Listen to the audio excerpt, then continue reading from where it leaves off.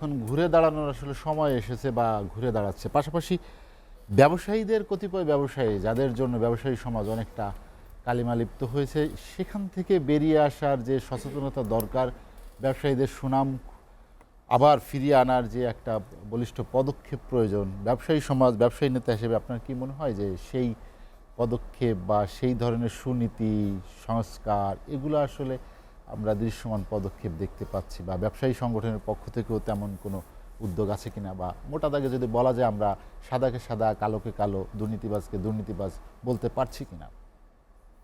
ধন্যবাদ।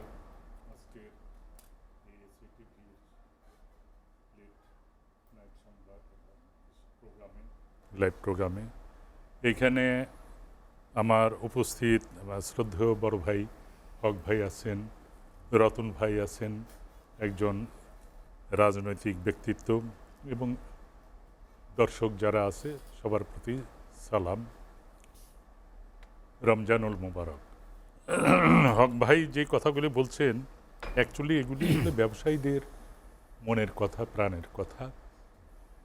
আমরা মনে প্রাণে চাই এইরকমই শাসন ব্যবস্থা, ব্যবসায়ীরা নিরাপদে বিনিয়োগ করুক। বারে বারে যে কথাগুলি বলে আসছি সেটা হলো যে পৃথিবীর এমন একটা দেশ দেখাতে পারবেন না যেই দেশে ব্যবসা বান্ধব ছাড়া তারা উন্নতি হয়েছে। ব্যবসায়ীদের সুযোগ দিবে, তারা বারে বারে বলা হয়েছে যে তারা ইনভেস্ট করবেন, নিরাপদ ইনভেস্ট করবেন, তারা এমপ্লয়ার তৈরি করবেন। দেখেন যে এই অগাস্টের যেই বিপ্লব ঘটল, সেই বিপ্লবটার মূল কারণটা ছিল বৈষম্য বিরোধী, অর্থাৎ কোটা বিরোধী থেকে শুরু হয়েছিল। কোটা কেসের চাকরিতে তারা সঠিকভাবে সেইভাবে চাকরি পাচ্ছেন না, তাদেরকে চাকরি দেওয়া হচ্ছে না, ওইখানেই বৈষম্যটা বেশি ছিল। আর পৃথিবীর কোনো দেশে কিন্তু এইরকম কোটা ব্যাপারে কেউ কোনো কথা বলেন না, অর্থাৎ সেইখান থেকে পড়াশোনা করার পরে জব রেডি থাকে। কিন্তু আমাদের এইখানে জব রেডি নাই। জব কারা রেডি করে? ব্যবসায়ীরা, ইন্ডাস্ট্রিয়ালসটা। যেই দেশের, আমাদের দেশের কথাই বলি, 81% ইকোনমি সাপোর্ট দিচ্ছে ব্যবসায়ীরা। এখন ব্যবসায়ীরাই যদি ভালো না থাকে, তারা যদি সেইভাবে সুযোগ সুবিধা না পায়, যাদের কথা বললেন কারা নিয়েছে, ব্যাংকগুলিকে লুট করে, দেখেন তো কতগুলি ব্যাংক একেবারে বন্ধ হয়ে যাবার পথে। কিসের জন্য? ব্যাংক তো চলবে ব্যাংকের মতো, তাদের নিজস্বভাবে চলবে। এই দেশে ব্যাংকের লাইসেন্সও যেমন ব্যাংকের ছাতার মতো দিয়েছে, লুটতরাজও সেইভাবেই করে নিয়ে গেছে। যে যেইভাবে পারে এখান থেকে পাচার করে নিয়ে গেছে। এই পাচার করা অর্থের পরিমাণ বলা হয়েছে যে, যেখানে একটা রিপোর্ট দেওয়া হলো যারা সংস্কার করেন বা অর্থনৈতিক গোষ্ঠী যারা, তারা বলছেন 27 লক্ষ কোটি টাকা এই দেশ থেকে পাচার করে নিয়ে গেছে। এটা যেমন তেমন একটা ব্যাপার না। একটা দেশের, আমাদের মতো তৃতীয় বিশ্বের একটা দেশ, 27 লক্ষ কোটি টাকা এই দেশে যদি ইনভেস্ট হইতো, ধরলাম যে যদি লিকেজ হইতো, 10% লিকেজ হইতো, তারপরও তো দেখা যাইতো 25 লক্ষ কোটি টাকা এই দেশে যদি বিনিয়োগ হইতো, একটাও কোটা আন্দোলনের দরকার ছিল না। জব রেডি থাকতো, এমপ্লয়ার তৈরি হইতো, এই দেশ থেকে প্রোডাকশন বাড়তো, বিদেশ থেকে প্রোডাকশন আনার, বিভিন্ন পণ্য আনার প্রবণতা কমে যেত, আমরা এখান থেকে এক্সপোর্ট করতে পারতাম। এই যে যে উন্নতির ব্যাপারটা, সেইগুলি ব্যবসায়ীরাই তৈরি করতে পারতেন। সেই রকম পরিবেশ তখন তৈরি করে নাই। তখন ছিল রাজনৈতিক দুঃস্থতা এবং কিছু অলিগার্ক ছিল যারা এইগুলিকে লুটতরাজ করে খাইতেন। রাজনৈতিক নেতারা ক্ষমতা এমনভাবেই নিয়েছিলেন, অবৈধভাবে ক্ষমতাগুলিকে তারা নিজেরা পরবর্তী সময় ব্যবসা বাণিজ্যের কথা বলে কাজে লাগাইতেছেন। কেউ মাছ চাষ করতে গেছেন, তার কোনো খামার নাই, কিছু নাই, শত শত কোটি টাকা, হাজার হাজার কোটি টাকা সেইখানে বিনিয়োগ দেখাচ্ছেন। সেই জায়গাতে সেই কারাপ্টেড মানিগুলিকে এনে ওই সমস্ত খাত থেকে দেখাইছেন। এইটার জন্য হচ্ছে কি যে এই দেশে ভালো কিছু গড়ে ওঠে নাই। দেখেন, হক ভাই বললেন জাপানের কথা।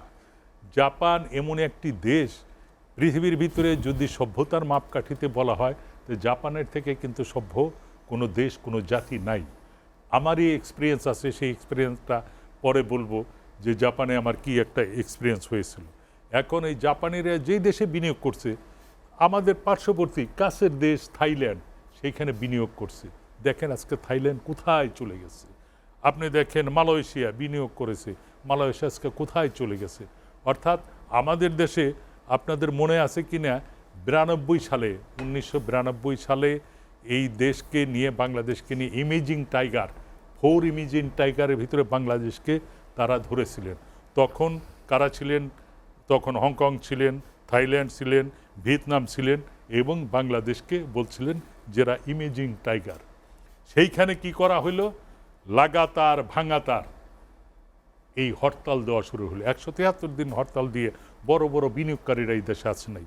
আমি বাইরে যে দুবাইতে কয়েকজন বেশ কিছু ইনভেস্টারের সাথে কথা বলেছি, তারা ডায়মন্ডের উপরে বিনিয়োগ করবে, এই দেশে ইন্ডাস্ট্রি করবে। আমি তখন ফরেন ইনভেস্টমেন্ট ইপিজেড স্ট্যান্ডিং কমিটির সাথে আমি ইনভলভ। সেইখানে তাদেরকে ইনভাইট করেছে এই দেশে আসবে, এসে তারা এনভায়রনমেন্ট দেখবে, এখানে বিনিয়োগের পরিবেশ সব কিছুকে মিলিয়ে দেখবে। কিন্তু তারা যখন দেখলো যে সেইখানে কন্টিনিউ হরতাল চলতেছে, নন কপারেশন মুভমেন্ট হতেছে, তারা এই দেশ থেকে ফিরে গেলেন। কাদের স্বার্থে, কিসের স্বার্থে হইল? এই যে 173 দিন হরতাল দেওয়ার পরে যেটার জন্য আসলো, এই দেশে একটা কেয়ারটেকার গভর্নমেন্ট ফর্ম করলো। সেই কেয়ারটেকার গভর্নমেন্টের মাধ্যমেই 2টা নির্বাচন হইল। তারপরে আবার 2-3টা নির্বাচনের পরে সেটাকে অফ করে দিল। কাদের স্বার্থে? এদেশের মানুষের স্বার্থে, এই দেশের ব্যবসায়ীদের স্বার্থে, না রাজনীতির সাথে? কাদের স্বার্থে সেগুলি এইরকমভাবে করা হলো? এইগুলি আমরা ব্যবসায়ীরা খুঁজতে যাইতে চাই না। কিন্তু ব্যবসায়ীরা যখন দেখে যে আমার একটা লাইসেন্সের জন্য, আমার একটা বিভিন্ন ডকুমেন্টসের জন্য ঘুরতে হয়, বারে বারে ব্রোকারদের পিছনে পিছনে ঘুরতে হয়, তারা বিভিন্ন টাল বাহানায় আমাদেরকে কোনো রকম পাত্তা দেয় না। আমি যদি কমপ্লেন করি, দেখা যায় যে অমুক এলাকার লোক, তাকে আপনি কিছু বলতে পারবেন না। পুলিশ বাহিনীর কথা বলেন, বিশেষ একটা জেলার পুলিশ বাহিনী, তারা কোনোভাবে কিছু শুনতে না, তারা যে কোনো কাউকে ধমক দিয়ে বসাই দিতে পারতো। একজন কনস্টেবল, একজন সাব ইন্সপেক্টর, একজন পুলিশের আইজিকে ধমক দিয়ে কথা বলতেন। এই যে বৈষম্য, এই বৈষম্যটা তৈরি হয়েছে, যার জন্য বৈষম্য বিরোধী তৈরি হয়েছে। এখন এদেরকে, এই পুলিশ বাহিনীকে, যেটা হক ভাই বললেন, পুলিশ বাহিনীকে যদি নিয়ন্ত্রণে না আনা যায়, তারা যদি সঠিকভাবে না কাজ করে, আমরা চাই পৃথিবীতে পুলিশ বাহিনীর যেই রূপ, তারা হলো একটা বড় ফেরেশতার কাজ করে, সমাজকে নিয়ন্ত্রণ করে, সব অপরাধকে, ভালো কিছুকে যেমন তারাকে প্রমোশন করে, তারা হেল্প করে, তেমন অপরাধকে তারা দমন করে সমাজ শান্তি শৃঙ্খলা সৃষ্টি করে। আজকে দেখেন এই রোজার মাসে বলতে পারবেন কাঁচামরিচের দাম কত কত? সেইখানে আমরা জানি একটা সময় 400 টাকা, 500 টাকা, 600 টাকা, 1000 টাকা হয়ে গেছিল কাঁচামরিচের দাম। আজকে দেখেন 50 টাকা। সব কিছুতেই একটা সামঞ্জস্যতা এখন বাজারে লক্ষ্য করা যায়। কিন্তু তখন কেন হয় নাই? তখন তো এত বড় কথা বলছে ডেমোক্রেটিক, আমরা গণতন্ত্র ছাড়া কিছু বুঝি না, মানুষের অধিকার নিয়ে কিছু বুঝি না, কারো কোনো কথা বলা যাইতো না। বাজার নিয়ন্ত্রণ করতেন সিন্ডিকেটরা, ওই যে আপনার বিভিন্ন হোলসেল সেন্টারগুলি নিয়ন্ত্রণ করতেন সিন্ডিকেটরা। আর সিন্ডিকেটের পিছনে কারা ছিলেন? কেন এই দেশের মানুষের কথা একটু ভাবেন নাই? আমরা না হয় ব্যবসায়ী, আমাদের সেইখানে চাপ দিলেন, কিন্তু জনগণ পাইল কি? জনগণের কাছে যদি 10 টাকা 5 টাকা একটা সবজির দাম বাড়ে, তাতেই তাদের জন্য খারাপ লাগে। তারা তখন এটা নিয়ন্ত্রণের তখন রাখতে পারে না যে আমি এরপরে কি করব। এক হালি ডিম যারা সারা সপ্তাহে, সারা মাসে প্রোটিন পায় না, তারা একটা ডিম খেলে তাদের প্রোটিনের চাহিদা মিটে। সেই ডিম অস্বাভাবিক হয়ে গেছিল। তখন সময় সর্বোচ্চ লেভেলে জেনে ছিলেন, তিনি বলেছিলেন, আমি একটা কথাটা শেষ করি, তিনি বলেছিলেন ডিম সিদ্ধ করে ফ্রিজে রাখেন। কে ফ্রিজে রাখবো? ডিমের অভাব যাদের, তাদের ফ্রিজ ডিম কেনারই যোগ্যতা নাই, তারা ফ্রিজ রাখবে কেমনে? ফ্রিজ রাখবে কোথায়?